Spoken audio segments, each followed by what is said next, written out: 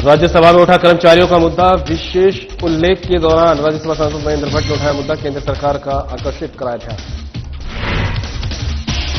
8वें दिन भी भीषण आपदा से मलबे में दफन धराली बाजार में लोगों की तलाश जारी। सेक्टर में बांटा गया धराली का आपदा प्रभावित क्षेत्र। 8 जगहों पर कैडेवर डॉग्स ने किया सर्वे। अंतर्राष्ट्रीय युवा दिवस पर कार्यक्रम। नैनीताल में निकाला गया पैदल मार्च। पर्यावरण और स्वस्थ जीवन को बढ़ावा देने का दिया संदेश।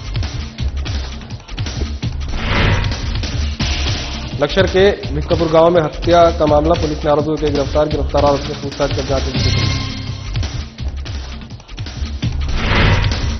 और उत्तराखंड में भारी बारिश को लेकर अलर्ट जारी। 12, 13 और 14 अगस्त को भारी बारिश का अलर्ट जारी। केदारनाथ धाम की यात्रा 3 दिनों के लिए स्थगित।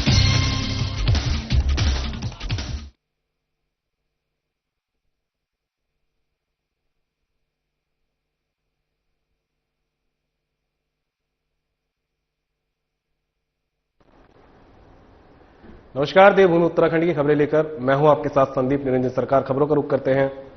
मुख्य सेवक धामी ने देहरादून में सूचना और संचार प्रौद्योगिकी सक्षम सेवाओं का शुभारंभ किया। सीएम ने डिजिटल उत्तराखंड ऐप नगरीय कूड़ा उठाने वाले वाहनों की जीआईएस आधारित real time tracking web app launch और अतिक्रमण निगरानी के लिए वेब बेस्ड एप्लीकेशन का भी किया शुभारंभ। कार्यक्रम में विधायक खजान दास, विज्ञान एवं प्रौद्योगिकी सचिव नीतेश कुमार झा और यूकास्ट के महानिदेशक प्रोफेसर दुर्गेश पंत भी उपस्थित हैं। आइए अब आपको सीधे लिए चलते हैं मुख्य सेवक सदन मुख्यमंत्री आवास देहरादून, जहां सीएम धामी कार्यक्रम में उपस्थित अधिकारियों और कर्मचारियों को संबोधित कर रहे हैं।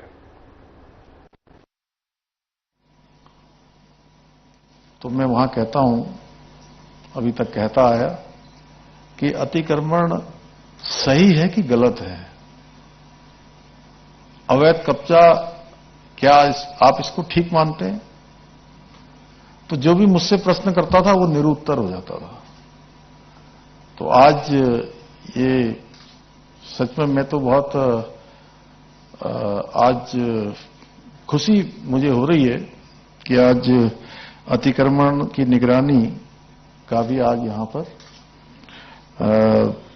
एक वेब आधारित ऐप्स की हम शुरुआत कर रहे हैं और इससे हमें पता लग पाएगा। और कल ही मैंने एक ये भी प्रावधान करने के लिए कहा है मुख्य सचिव महोदय को कि जितने भी हमारे नदी, नाले, मुहाने ऐसे स्थान हैं, उन स्थानों पर जो निर्माण कार्य हो जाता है, अतिक्रमण हो जाता है, उसकी भी देखरेख की जाए, जिससे कि हम भविष्य में होने वाली तमाम प्रकार की आपदाओं से बचाव कर पाएं, पर्यावरण की हानि को रोक पाएं, प्रकृति के कहर से बच पाएं, प्राकृतिक आपदाओं से बच पाएं। क्योंकि जब जब हम प्रकृति के साथ छेड़छाड़ करते हैं तो प्रकृति भी जरूर कहीं ना कहीं उसका प्रत्युत्तर हमको देती है। तो इसलिए ये काम भी कल से प्रारंभ हुआ है, तो उसमें भी इससे बहुत मदद मिलेगी। कूड़ा प्रबंधन के लिए स्वच्छता वाहनों की रियल टाइम मॉनिटरिंग के लिए भी आज वेबसाइट की शुरुआत हो रही है। और इतना ही नहीं, हम सीएम हेल्पलाइन 1905 को एआई से जोड़कर उसको और अधिक दक्ष बनाने जा रहे हैं। और मुझे पूरा विश्वास है कि ये सभी नवाचार न केवल शासन व्यवस्था को और अधिक बेहतर बनाएंगे, बल्कि विभिन्न सेवाओं में गति एवं पारदर्शिता भी लाएंगे। आप सबको पता है, प्रत्येक माह 1905 की मैं समीक्षा करता हूं और उसके पीछे हेतु है कि लोगों को जो हमारी सेवाएं हैं वो घर बैठे हुए आसानी से प्राप्त हो, उनका जीवन सरल हो, उनको सुविधाएं आसानी से मिलें, उनके जीवन में आने वाली परेशानियां, उनके सामने होने वाली चुनौतियां और जो उनकी शिकायतें हैं उनका निस्तारण हो। भाइयों बहनों, आप सभी जानते हैं कि जो ये 21वीं सदी है, ये 21वीं सदी तकनीकी और नवाचार की सदी है।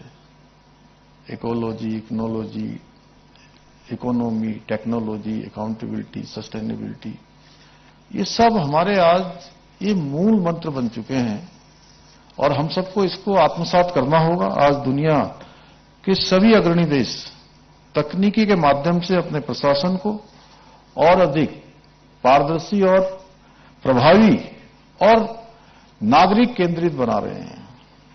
भारत में भी आज आदरणीय प्रधानमंत्री श्री नरेंद्र मोदी जी के दूरदर्शी नेतृत्व में डिजिटल इंडिया अभियान के माध्यम से प्रौद्योगिकी का, नवाचार का बहुत विस्तार हुआ है।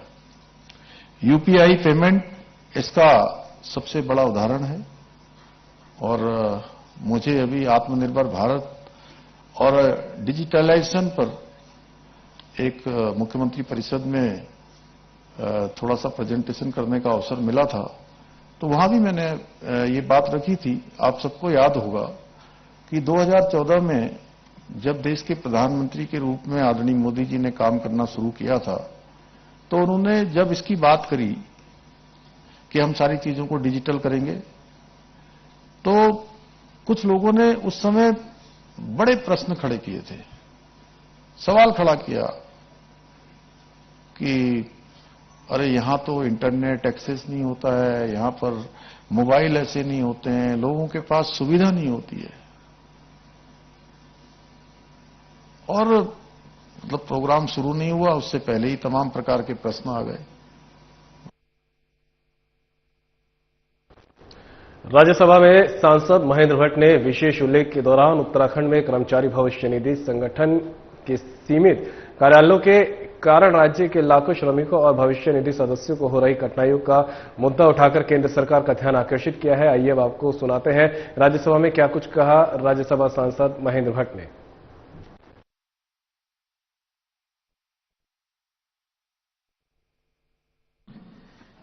महोदय, बड़े महत्वपूर्ण विषय पर आपने मुझे बोलने को अवसर दिया है।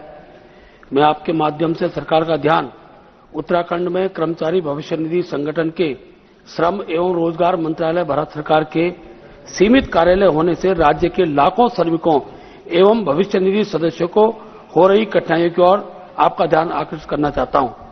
राज्य में गढ़वाल एवं कुआं मंडल के कर्मचारी भविष्य निधि संगठन के मात्र 2 ही क्षेत्रीय कार्यालय स्थापित हैं। ये देहरादून और हल्द्वानी में स्थित है। आप अपनी सेवाओं को आखिरी व्यक्ति तक पहुंचाने के उद्देश्य से भविष्य निधि संगठन द्वारा देश के विभिन्न राज्यों में क्षेत्रीय कार्यालयों के अतिरिक्त जिला कार्यालय भी स्थापित किए गए हैं, किंतु राज्य में वर्तमान में एक जिला कार्यालय नहीं है। महोदय, मैं आपको बताना चाहूंगा कि अकेले हरिद्वार जनपद में भविष्य निधि सदस्यों की कुल संख्या लगभग 20 लाख है, जिसमें से 3 लाख से अधिक वर्तमान में अंशदायी एवं सक्रिय सदस्य हैं। उक्त तथ्य का संज्ञान लेते हुए पूर्व में कर्मचारी भविष्य निधि की क्षेत्रीय समिति, जिसकी अध्यक्षता सचिव श्रम उत्तराखंड द्वारा की जाती है, उक्त बैठक में हरिद्वार सेवा केंद्र को जिला कार्यालय में अधिकृत करने हेतु प्रस्तावित हो चुका है। हालांकि उक्त संबंध में अभी तक कोई प्रगति नहीं हुई है। अतः महोदय, उक्त संबंध में भारत सरकार से मांग करता हूं कि इन कार्यों को खोलने हेतु संबंधितों को निर्देशित करेंगे। नैनीताल में अंतर्राष्ट्रीय युवा दिवस के अवसर पर वायु एवं ध्वनि प्रदूषण को कम करने, पर्यावरण संरक्षण और स्वस्थ जीवन को बढ़ावा देने के उद्देश्य से जिला न्यायालय नैनीताल के समस्त न्यायाधीशगण और कर्मचारीगणों ने पैदल चलकर पर्यावरण संरक्षण और स्वस्थ जीवन को बढ़ावा देने का संदेश दिया। इस दौरान जिला विधिक सेवा प्राधिकरण सचिव बीनू गुलियानी ने बताया कि अंतर्राष्ट्रीय युवा दिवस की थीम स्थानीय स्तर पर सतत विकास लक्ष्यों की प्राप्ति में युवाओं की भूमिका और सामाजिक विकास और शांति में उनके व्यापक योगदान पर प्रकाश डालती है। युवाओं को उनके समुदायों में सकारात्मक बदलाव लाने के लिए प्रोत्साहित करने और उन्हें स्थायी विकास में सक्रिय भूमिका निभाने के लिए प्रेरित करती है। उन्होंने कहा कि अंतर्राष्ट्रीय युवा दिवस के अवसर पर सभी लोग पर्यावरण संरक्षण का संकल्प लेकर एक बेहतर राष्ट्र और भविष्य का निर्माण कर सकते हैं।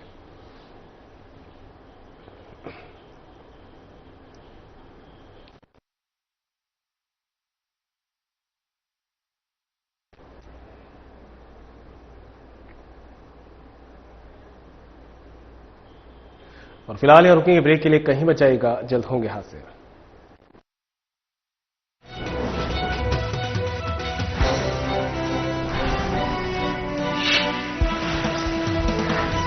प्रधानमंत्री श्री नरेंद्र मोदी के मार्गदर्शन में मुख्यमंत्री श्री पुष्कर सिंह धामी ने कई ऐतिहासिक फैसले लिए हैं।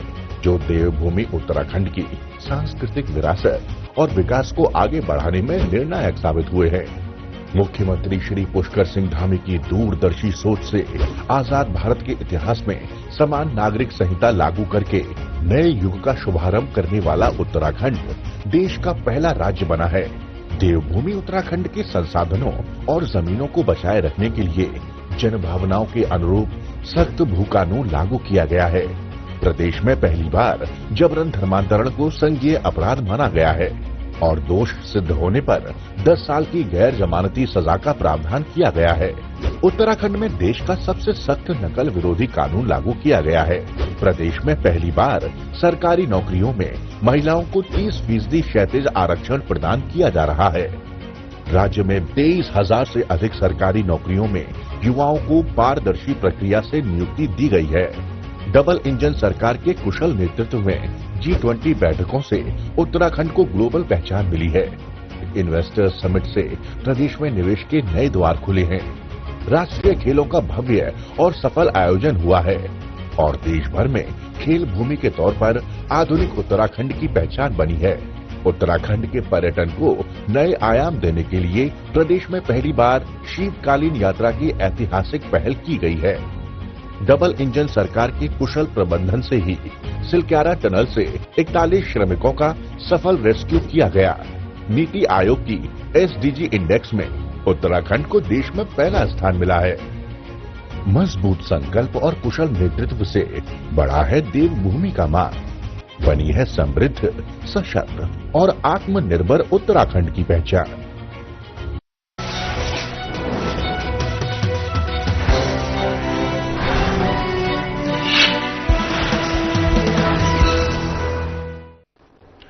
ब्रेक के बाद आप सभी का स्वागत है। खबरों में आगे बढ़ते हैं। अवैध निर्माणों पर MDDA की कार्रवाई लगातार जारी है। खबर आप तक पहुंचा रहे हैं जहां पर अवैध निर्माण पर MDDA की कार्रवाई जो है लगातार देखने को मिल रही है। VC तिवारी, सचिव बर्निया के निर्देश पर संयुक्त सचिव गौरव चटवाल के आदेशों पर हुई कार्रवाई।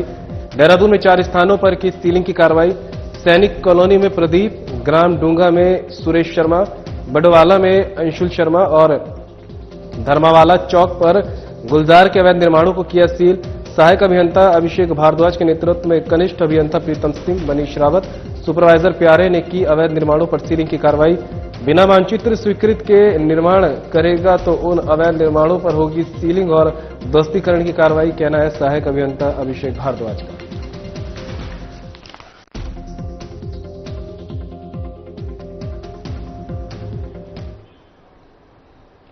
लक्सर के भिक्कमपुर गांव में हुई हत्या के आरोपी दीपक को गिरफ्तार करने में पुलिस ने सफलता हासिल कर ली है। मामले का खुलासा करते हुए एसपी शेखर चंद सुयाल ने बताया कि कोतवाली लक्सर पुलिस को सूचना मिली थी कि भिक्कमपुर जीतपुर में 2 व्यक्तियों में लड़ाई में एक व्यक्ति गंभीर रूप से घायल हो गया था, जिसकी अस्पताल ले जाते वक्त मौत हो गई।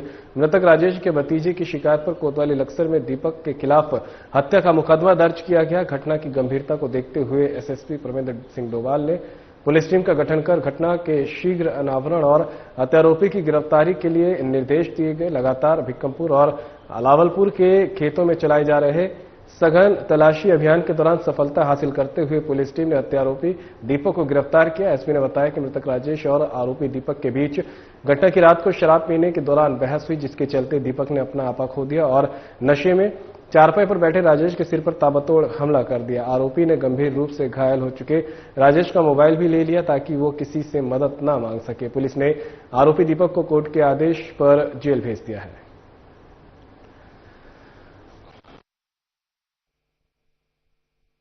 तो परसों रात की घटना थी तो मंगलौर, जिसमें एक BNS की धारा 103 के तहत एक मुकदमा दर्ज हुआ था, उसमें जो अभियुक्त था वो मर्डर करने के बाद फरार था। तो थाने की टीम ने, इंस्पेक्टर के नेतृत्व में जो एक टीम बनी थी, टीम ने कल रात उस अभियुक्त को पकड़ लिया है। तो 24 घंटे से पहले ही थाने ने एक अच्छी उपलब्धि हासिल करी और अभियुक्त जो दीपक है वो भी पुलिस कस्टडी में है और उससे पूछताछ की जा रही है। पूछताछ के दौरान उसने बताया कि आपस में गाली गलौज और उसके पिता को अपशब्द कहने को लेकर के उसको गुस्सा आया और डंडे से उसने उसका मर्डर कर दिया। तो थाने ने एक अच्छा काम किया है और अभियुक्त को रिमांड पे भेजा गया। तो वहीं प्रदेश भर में मानसून का कहर जारी। खबर आप तक पहुंचा रहे हैं जहां पर प्रदेश भर में मानसून का प्रकोप लगातार जारी है। आगामी दिनों के लिए मौसम विभाग की चेतावनी, 15 अगस्त तक देश भर में बारिश का दौर रहेगा जारी। 4 दिन प्रदेश भर में चुनौतीपूर्ण। हरिद्वार, नैनीताल और उधम सिंह नगर के कुछ क्षेत्रों में रेड अलर्ट। देहरादून, टिहरी, पौड़ी, चंपावत और बागेश्वर जिले के कुछ क्षेत्रों में भारी बारिश का येलो अलर्ट। अन्य जिलों में भी झमाझम बारिश का दौर रहेगा जारी। जगह जगह हो रहे जलभराव से जनजीवन अस्त व्यस्त। राजधानी देहरादून की सड़कें हुई जलमग्न, घरों में घुसा पानी। आवाजाही में आमजन को करना पड़ रहा है परेशानियों का सामना। गोवंश भी आए बारिश की चपेट में। पहाड़ों में जगह जगह हो रहा भूस्खलन। आवाजाही हुई अवरुद्ध। आपदा प्रबंधन टीम हाई अलर्ट पर। नदी नाले उफान पर। गंगा का जलस्तर बढ़ने से बढ़ी मुसीबत। मौसम विभाग ने लोगों से सावधानी और सतर्कता बरतने की अपील की। पानी वाले स्थानों से बनाए दूरी। नदी नालों के आसपास रहने वाले लोग बरते विशेष सावधानी। भारी बारिश के चलते 6 जिलों के स्कूलों और आंगनबाड़ी केंद्रों में अवकाश। रुद्रप्रयाग, पौड़ी, नैनीताल, देहरादून, टिहरी और उधम सिंह नगर में डीएम ने दिया छुट्टी का आदेश।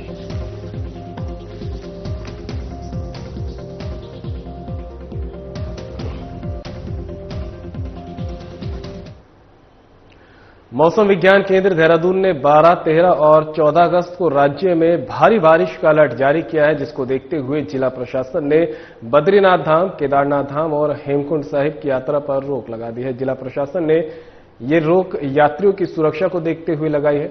जिला प्रशासन ने सभी विभागों को सतर्क और अलर्ट मोड पर रहने के निर्देश दिए हैं। जिला प्रशासन ने बताया कि वार्निंग सिस्टम का परीक्षण किया गया है। नदी किनारे रहने वाले लोगों से सुरक्षित स्थानों पर जाने की अपील की है। सुरक्षा को देखते हुए केदारनाथ धाम की यात्रा अगले 3 दिनों के लिए स्थगित की गई है। उन्होंने बताया कि सभी राष्ट्रीय राजमार्गों के डेंजर जोन पर 24 घंटे जेसीबी और पोकलैन मशीनें तैनात की गई है, ताकि मार्ग बंद होने पर इन्हें तुरंत खोला जा सके। साथ ही पुलिस, लोक निर्माण विभाग और आपदा प्रबंधन टीमों को लगातार अलर्ट रहने के निर्देश दिए गए हैं। नदी के जलस्तर की लगातार निगरानी की जा रही है।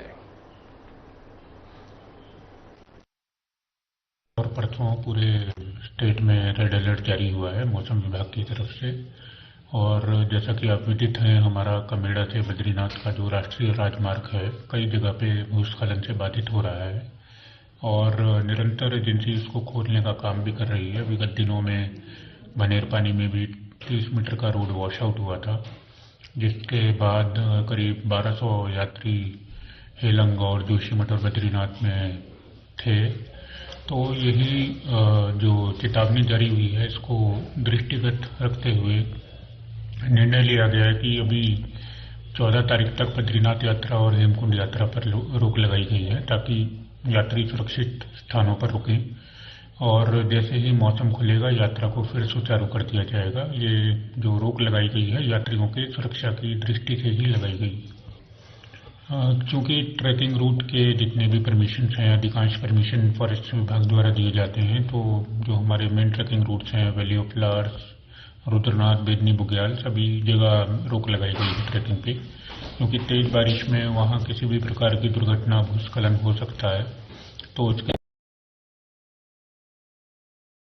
की चेतावनी के अनुसार लिया जाएगा। मौसम के ही पूर्वानुमान को देखते हुए हमने अभी जो केदारनाथ जी यात्रा है उसको भी 2-3 दिन के लिए स्थगित करने का निर्णय लिया है।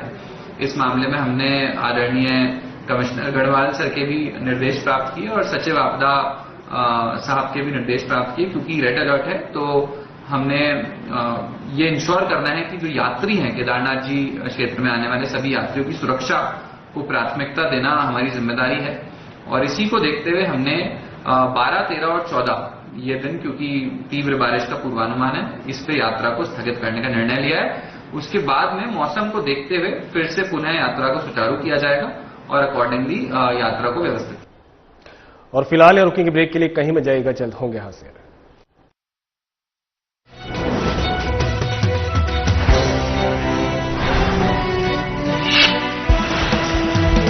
प्रधानमंत्री श्री नरेंद्र मोदी जी के मार्गदर्शन में हर घर तिरंगा आज एक राष्ट्रीय जन भागीदारी अभियान बन चुका है। देश की हर कोने में इस अभियान की गूंज सुनाई दे रही है और इसी कड़ी में मुख्यमंत्री श्री पुष्कर सिंह धामी के नेतृत्व में देवभूमि उत्तराखंड भी इस अभियान में देशभक्ति की एक अनूठी मिसाल प्रस्तुत कर रहा है।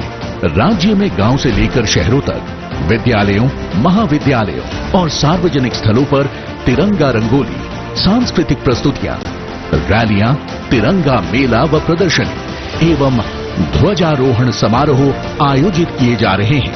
आइए हम सब इस राष्ट्रीय जन भागीदारी आंदोलन के गौरवान्वित स्वयंसेवक बने। इस अभियान के अंतर्गत 15 अगस्त तक अपने अपने घरों, कार्यालय और आस पड़ोस में तिरंगा फहराएं। अब बारी है आपकी भागीदारी की। गर्व से सेल्फी लें और www.हरघरतिरंगा.com पर अपलोड करें। ये केवल एक उत्सव नहीं, ये राष्ट्र के प्रति हमारा प्रण है। हमारा स्वतंत्रता दिवस हमारे तिरंगे और हमारे राष्ट्र की प्रगति के प्रति हमारी प्रतिबद्धता को दोहराने का समय है। पिछले साल की तरह ही इस बार भी हमें हर घर तिरंगा फहराना है। आइए हर घर तिरंगा अभियान को जन जन का उत्सव बनाएं।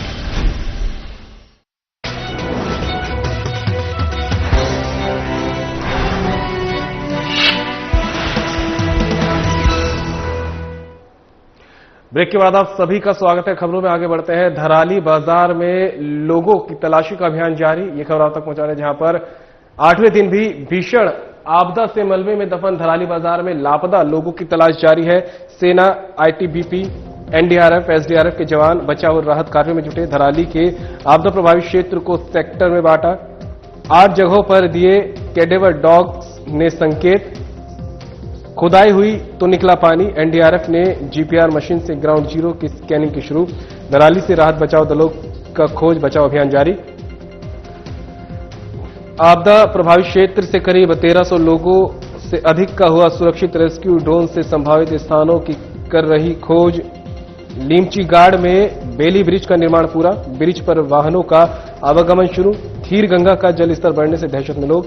मौसम रेस्क्यू ऑपरेशन में बन रहा बाधा। मौसम खुलने के बाद हेलीकॉप्टर की ली जाएगी सेवा।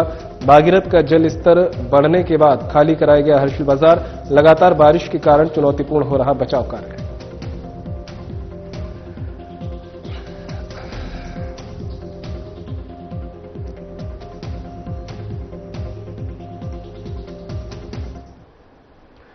खबर पर ज्यादा जानकारी के लिए उत्तराखंड से हमारे ब्यूरो चीफ कमल शर्मा हमारे साथ जुड़ गए हैं। कमल, मलबे से जो लापता लोग हैं उनको बचाने का काम लगातार जारी है। अभी तक कितने लोगों को निकाला जा चुका है और कितने ऐसे लोगों की भी सूची जारी है जिनको तलाश जिनकी जारी है?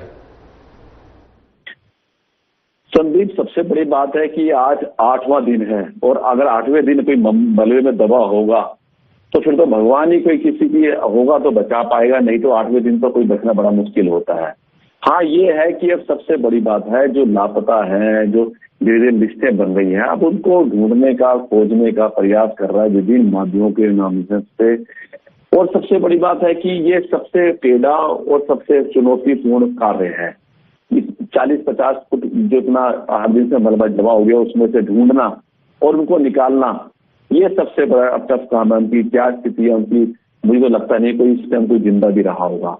और साथ ही सबसे बड़ा एक बात है, वहां एक जो झील बन चुकी है वो एक सबसे बड़ी चुनौती वो भी बन चुकी है कि उस झील को से कैसे धीरे धीरे पानी का रिसाव किया जा सके जिससे कोई और नीचे जाके डैमेज लगे। इसके लिए इरिगेशन विभाग और अन्य विभाग इसके लिए लगे हैं कि धीरे धीरे उस वहां से पानी का रिसाव हो और वो झील में जो कई किलोमीटर तक बन चुकी है, काफी बड़ी झील बन चुकी है, उसका धीरे धीरे से पानी का रिसाव और वो धीरे धीरे सांसिक से वो भी काम हो जाए। और सबसे बड़ी बात है कि अब लोगों को अभी कल कहें तो लगभग 98 लोगों को 5-5 लाख रुपए के चेक भी दे दिए गए। वहां पर जो राहत राशि जो बोली गई थी वो भी चले गए। अभी बहुत चुनौतियां हैं वहां पर। मौसम जब खराब होता है हेलीकॉप्टर से नहीं चल पाते, रोड्स अभी पूरी नहीं वहां तक पहुंच पाई है, अभी भी कई जगह बहुत ज्यादा रोड टूटी पड़ी है। तो कहीं चुनौतियां कहें तो इस आपदा में है और ये चुनौतियों को पार करना बड़ा टफ काम है। सबसे बड़ी बात है जो एजेंसियां लगी हुई, राहत एजेंसियां, जो सेना के जवान, आईटीबी, एसडीआरएफ, वो जो जवान लगे हुए हैं, उनकी कितनी कठिन परीक्षा है जो इस वहां पर इस चुनौतीपूर्ण काम में अपनी जान जोखिम डालकर वहां पर लगे हुए हैं। उनको भी हम सैल्यूट करते हैं कि कैसे अपनी जान जोखिम जाके लोगों को बचाने का, लोगों को पुनर्वास का काम, अन्य काम, वो जो चुनौती है वो सबसे बड़ी चुनौती है। और इस चुनौती को कैसे दोबारा से वही जिंदगी दोबारा आए, वही जीवन लोगों का व्यतीत हो, वैसी पुरानी दिनचर्या हो।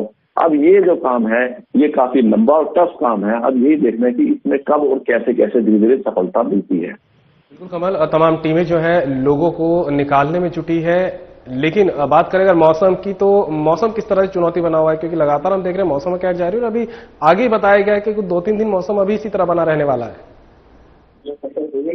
बिल्कुल कहें कि मौसम बड़ा चुनौतीपूर्ण है। लगातार आज अगर कहें तो सुबह तक बारिश होती रही, लेकिन अब कहें तो थोड़ा सा मौसम हल्का सा खुला है बारिश, पर पता नहीं चलता मिनटों में कब एकदम बादल आ जाए और एकदम कब बरस जाए, तो बड़ा टफ होता है कहना। अभी भी मौसम विभाग द्वारा सभी स्कूलों की यहाँ पर छुट्टियां कर रखी हैं, सभी को अलर्ट पर कर रखा है। यही है कि मौसम का कोई भरोसा नहीं, अभी भी अगले 3-4 दिनों में मौसम बड़ा टफ और बड़ा खतरनाक मौसम लगातार टफ बना हुआ है, नजर बनाए रखिएगा। आगे भी खबर पर आपसे अपडेट लगातार लेते रहेंगे और फिलहाल इस बुलेटिन में मेरे साथ इतना ही। दीजिए इजाजत, नमस्कार।